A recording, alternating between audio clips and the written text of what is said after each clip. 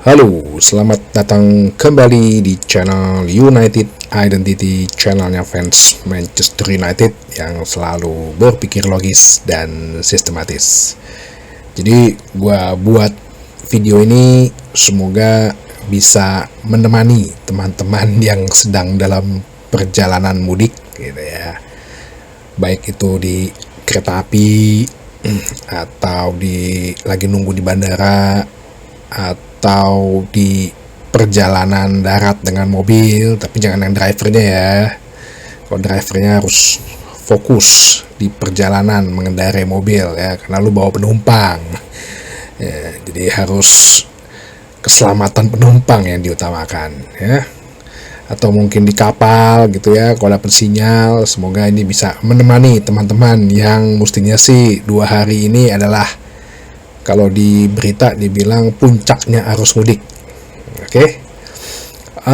Gini, yang pertama gue mau kasih berita ini dari Fabrizio Romano yang mengatakan bahwa Manchester United memberikan kontrak profesional ya. Jadi ada satu pemain dari akademi yang diberikan kontrak profesional, namanya Benedito Mantato. Tangan 4 tahun, valid sampai di 2029 Juni. Jadi menurut Fabrizio Romano, Jason Wilcox adalah kunci untuk agreement ini, perjanjian ini, bersama juga dengan Ruben Amorim yang mempercayai pemain ini. Siapa lagi itu kan, Benedito Mantato gitu kan. Jadi Benedito Mantato ini kelahiran 2008 ya, Januari 25, umur 17 tahun. Buset, umur 17 tahun udah dapat kontrak profesional dari Manchester United. Kita umur 17 tahun ngapain? Lagi nakal-nakalnya. Pria lagi, pemain berkewarganegaraan Inggris, Angola juga. Posisinya adalah right winger, sayap kanan, tapi bisa juga menjadi sayap kiri dan ataupun back kiri. Wah, kalau dilihat sih berarti mirip-mirip sama ini ya, sama Patrick Dorgu, ya kan, kalau secara logis sistematisnya. Benedito Mantato ini kelahiran tinggi 180 meter, sudah pernah membela Inggris tim youth-nya dari umur 15 sampai umur 17 tahun, dan merupakan produk dari akademinya Manchester United. Nah, jadi gue bilang jangan kaget bahwa pemain-pemain yang seperti ini yang mungkin akan jadi sering diberikan, akan banyak ya yang mungkin di scouting, terus kemudian kalau anggap bagus diberikan kontrak profesional, baik yang dari klub lain maupun dari akademi Manchester United itu sendiri. Ini tidak terlepas dari Jason Wilcox yang memang kan dia dulu adalah pelatih Manchester City umur 18. Jadi berarti memang dia mungkin mengcopy cara-cara Manchester City ya 10 tahun terakhir dalam melakukan perekrutan gitu. Dan juga kan Jason Wilcox ini sepertinya bisa bekerja sama dengan Omar Berada gitu loh ya. Plus juga kayaknya dengan si Ruben Amorim cocok juga nih ya, berjalan seiringan nih. Jadi ya kalau dilihat sih pemain-pemain yang didatangkan oleh Ruben Amorim ini rata-rata pemain-pemain muda. Ya kalau lihat mulai dari Seko Kone, Chidobe Martin, Diego Leon, Patrick Dorgu, Aiden Haven, nggak ada yang di atas 20 umurnya. 19, 18, 19, 18, 17. Dan selanjutnya yang terakhir adalah berarti juga Benedito Mantato ya.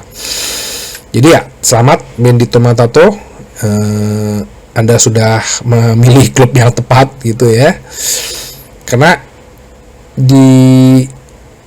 berarti gua rasa Ruben Amorim tuh udah mulai menerapkan sistem 3-4-3-nya di akademi gitu loh. Jadi dilihat siapa yang bisa langsung cocok atau fit dengan sistem itu ya, pas dengan sistem itu yang dinaikin gitu, itu yang dikatrol ke atas gitu untuk masuk di tim senior gitu ya, sehingga dia makin terasah lagi gitu ya. Mungkin dia bisa jadi antara jadi backupnya Patrick Dorgu atau jadi backupnya Amad Diallo, itu aja sih ya.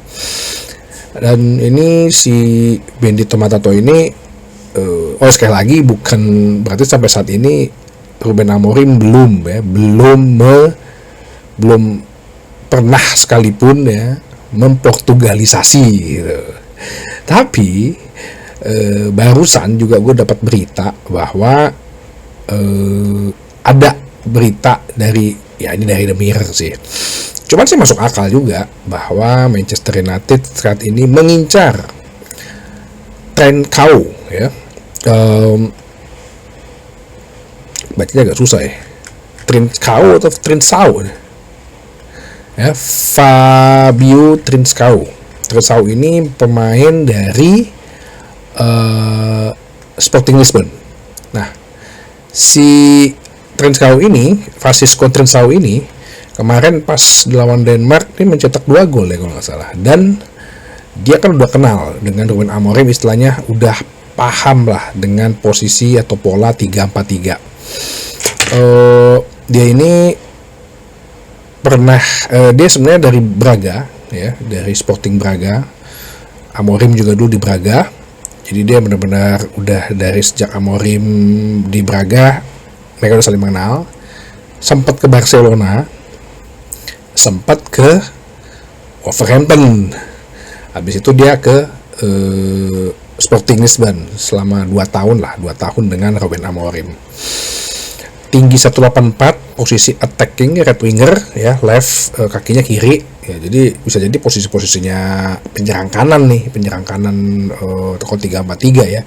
Dan ya waktu gue tonton sih adalah pada saat waktu gue tonton pertama itu ya pas saat tonton Sporting Lisbon lawan Manchester City, dan mainnya emang ya gila sih itu, berarti sama si Gyökeres mah udah klop banget gitu.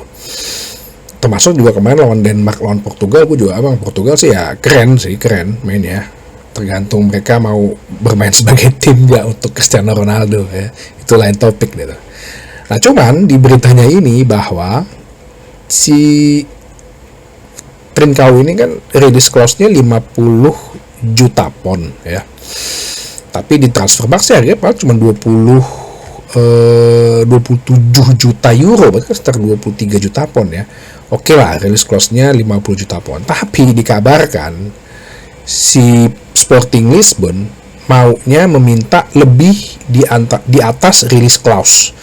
Gue kadang-kadang suka bingung ya, untuk apa lo bikin release clause gitu? Release clause itu kan minimal klausa yang lo tebus kan.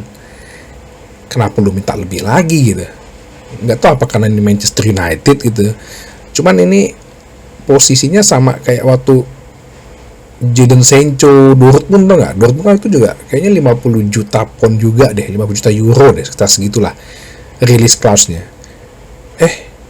Si Dortmund minta lebih gitu, sampai akhirnya ketunda setahun, tapi kan ditebus juga gitu lah. Ya gue juga nggak ngerti kenapa ditebus, dan gue juga nggak paham kenapa diturutin gitu. Kenapa juga Dortmund bisa ngenaikin seperti itu, kan udah nama juga dari release clause ya. Kita tunggu aja sih ya. Cuman kalau misalnya emang ini benar terjadi ya, berarti ini portugalisasi pertamanya Ruben Amorim gitu ya. Kan selama ini kan kita dulu menolak Belandanisasinya Ten Hag, sekarang mungkin ini portugalisasinya si Amorim dengan si Francisco Trincao ini ya. Nggak apa-apa, is okay gitu loh, is okay bagi gue sih, nggak apa-apa, gue nggak masalah. Bekas anak buahnya lah, bekas dari negaranya lah gitu, asal ya begitu lo masuk dan bisa fit di sistem itu ya oke. Ya bisa jadi ini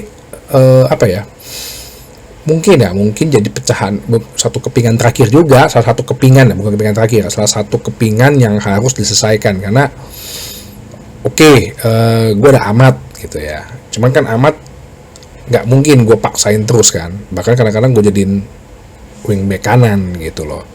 Sedangkan posisi nomor 10-2-nya itu kan sebenarnya lebih ke winger ya, walaupun inverted masuknya kan kalau 3-4-3-nya Amorim, tapi kadang-kadang gue pasang 10-nya itu ya gue beradaptasi dengan yang bukan kompromi ya, beradaptasi dengan apa yang gue punya nih.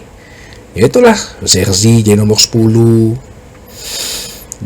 jadi 2 penyerang ya atau juga si Erikson kadang-kadang yang dimajuin, nah seperti itu. Jadi gue rasa nanti pendapatnya Trinity sih adalah di musim depan udah nggak ada lagi seperti itu, bener-bener udah pemain-pemain yang pakem di posisinya tersebut. Jadi kita tunggu aja apakah Trincao ini akan menjadi Portugalisasi pertamanya Ruben Amorim. Ya kalau masalah cocok udah usah ngomongin lagi, pasti dia cocok ya. Udah pernah di Inggris juga. Umur masih 25 ya, usia emas. Bukan sih, dia bukan penggantinya Bruno Fernandes, enggak. Posisinya agak beda. Lebih ada kecepatan lah ya. Dia di kiri juga bisa, di left winger juga bisa. Dan sebagai second striker juga bisa tuh. Jadi kalau mau bikin 3-4-1-2 itu mungkin dia bisa juga. Ya feeling gue ini sih akan menutup perannya Mason Mount sebenarnya kalau di BBG ya. Apakah Mason Mount udah capek juga ya, cedera melulu gitu, ya udah dijual aja lah nih, masukin aja lah Trincao lah. Kita tunggu. Jadi nggak ada pertandingan di weekend ini, kita masih akan ada di midweek nanti lawan Nottingham Forest. Semoga bisa reaksi panah mata tuh hari kedua lebaran ya, hari ketiga lah ya, semoga gak kekenyangan. Oke, sampai ketemu lagi di bahasan berikutnya di channel United Identity, channelnya fans Manchester United yang selalu berpikir logis dan sistematis. Terima kasih.